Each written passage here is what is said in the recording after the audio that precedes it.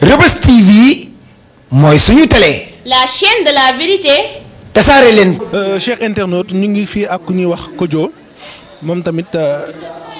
mouvement bi moo ko fi indi ndax comme ni nga ko xamee plage Anse Bernard fu mu toll nii indi na ay wax ndax liñ hôtel bi ñu ko bëgg a def dañ koy bàyyi mu nuyoo moom tamit wax ñu lan moo fi teewaayam. salaamaaleykum Reubeuss TV ñu ngi leen di remercier encore sur seen disponibilité bon man sama teewaay fii bon man je suis en tant que fils de Dakar Plateau en plus aussi membre du collectif pour la défense du littoral de Dakar Plateau donc collectif boobu li ko tax a jóg bon élément déclencheur bi mooy le cas de Anse moo tax ñu créé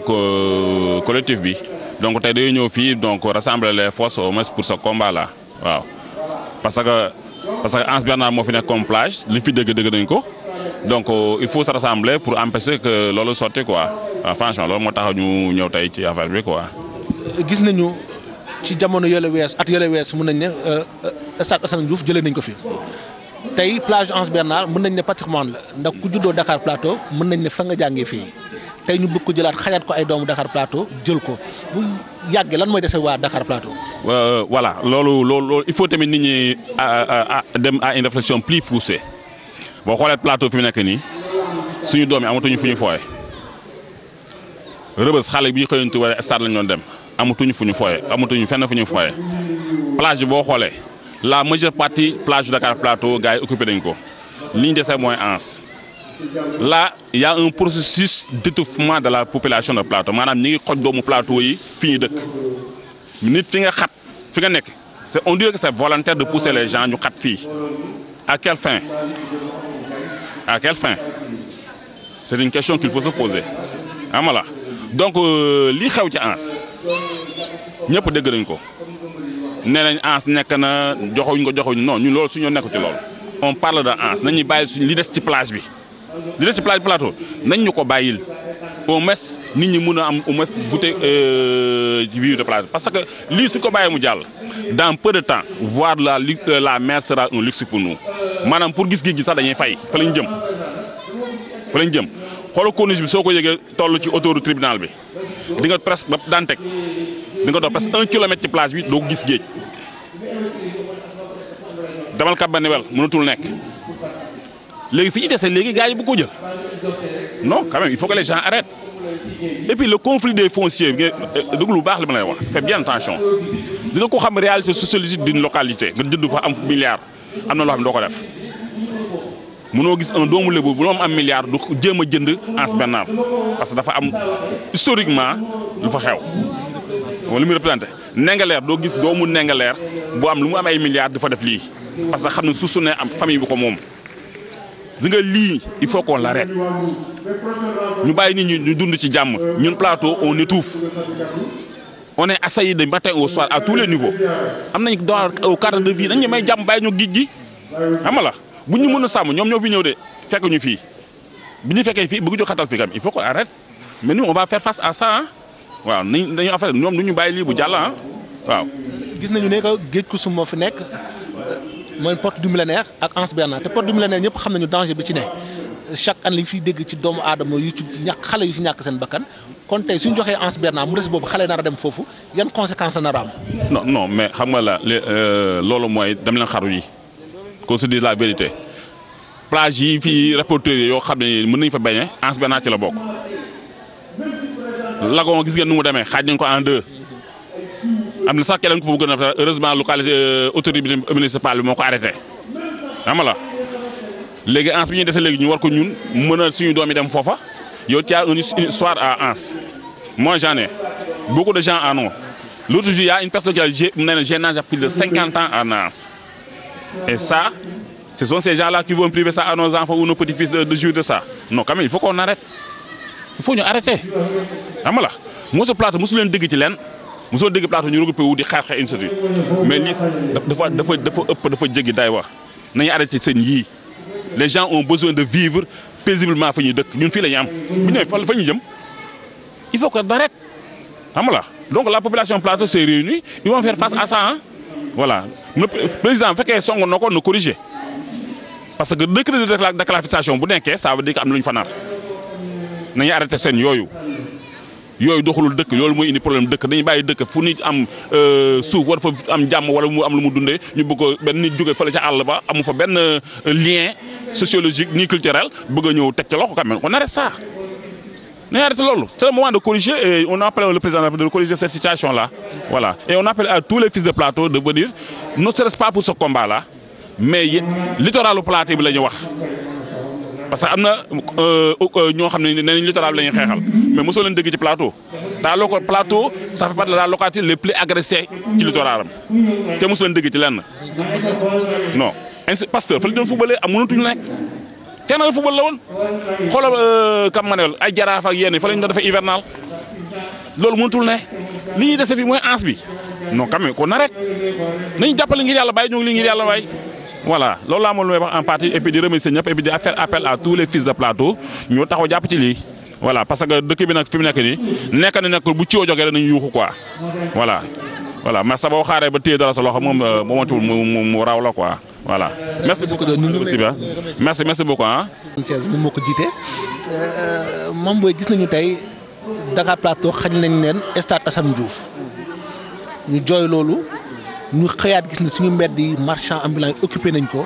ba nit ñi amatuñu accès seen biir kër tey ñu toogaat ñu wax plage Anse Bernard dañ ko nar a jël jox ko ay sud africain yéen a fi nekkoon démb ak barki démb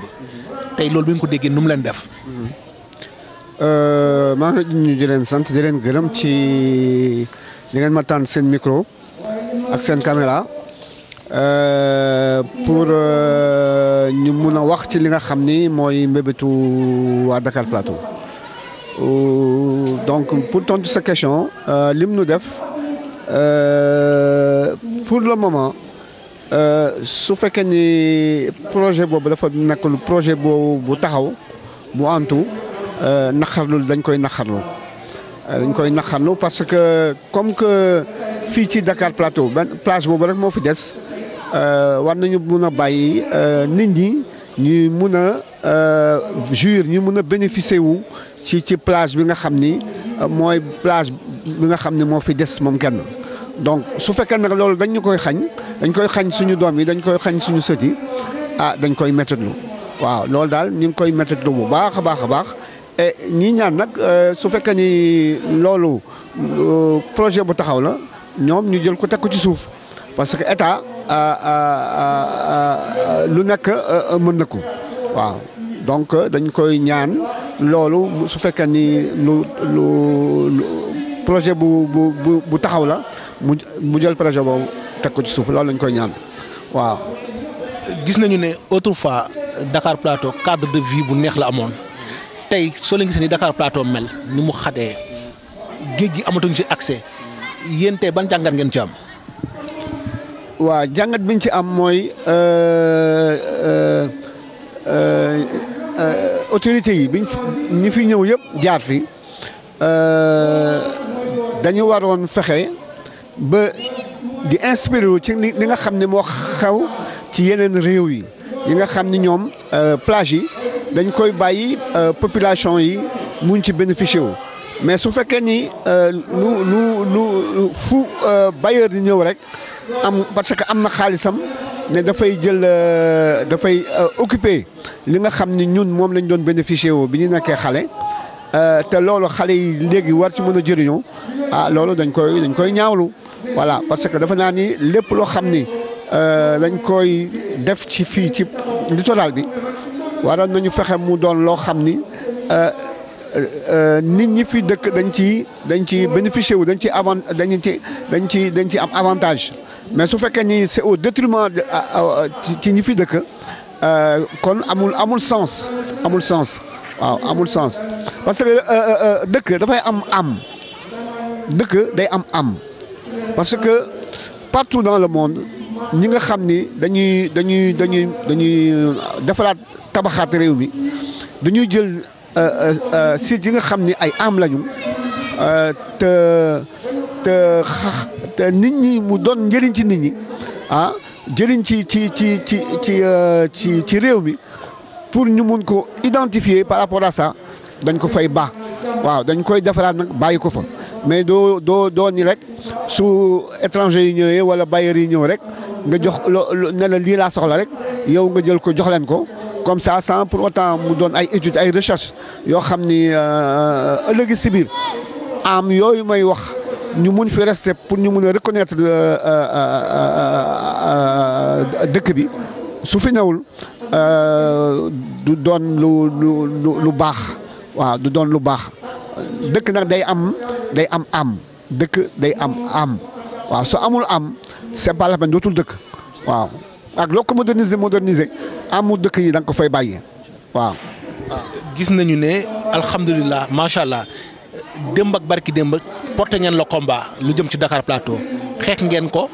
lépp loo xam ne war na Dakar Plateau taxaw ngeen ci ba tey jii te ñu ñaan yàlla loolu continuer mais tey jeunesse bi ban message ngeen di lancé ñi nga xam ne tey ñoo war a jël relève bi xeexal Dakar Plateau. waaw c'est-à-dire que liñ ci wax léegi moo ci nekk ci biir réunion bi mooy xale yi ñoom ñoo war a jël relève bi mooy ñoom ñu xam ni que fii y a 30 ans 40 ans amul woon distinction entre ki nga xam ne mu ngi dëkk Dakar ville ak ki dëkk Rebeuss ak ki dëkk Niayes Thioker ak ki dëkk Kayfinu amul woon distinction xale yi dañu àndoon dañu jàpp woon dañu xamante woon ba nga xam ne lépp loo xam ne dañ ko nasoon buggu ko def day daan facile donc loolu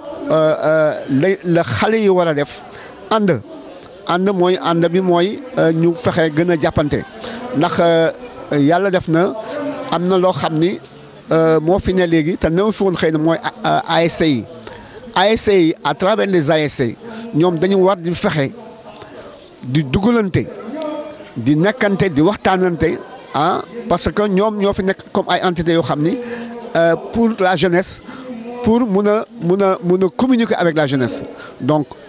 à travers les ASC la ñu waroon nag di toog di waxtaan di seet li nga xam ni mooy njëriñ seen njëriñ ñoom xale yi et mooy njëriñ aussi xale yi nga xam ne dañuy ñëw dans le futur ñu mun ci bénéficier wu. donc à travers les ASC mënoon nañu parce que comme on dit association sportive et culturelle donc ce qui veut dire que ëmb na lépp donc nañu fexe ASC yi ñu bañ a jël seen xarit di ko def ci nawetaan mais nawetaan dafa xóot nawetaan mun na doon sport mun na doon culture mun na doon éducation mun na doon lépp loo xam ni war na mun a am njëriñ ci xale yi tey voilà donc dañu war a léegi dal xale yi ñoo war dal xool li nga xam ni mooy njëriñu ëllëg ñu jéem ci liggéey waaw loolu daal moom laay lancé ci xale yi nañu góorgóorlu ci loolu fexe jàppante parce que ñun dans les années 70 bi ñuy encadrer les nawetaan mais ñun on s'entendait bien entre même su fekkee ni sax sport baa ngi fi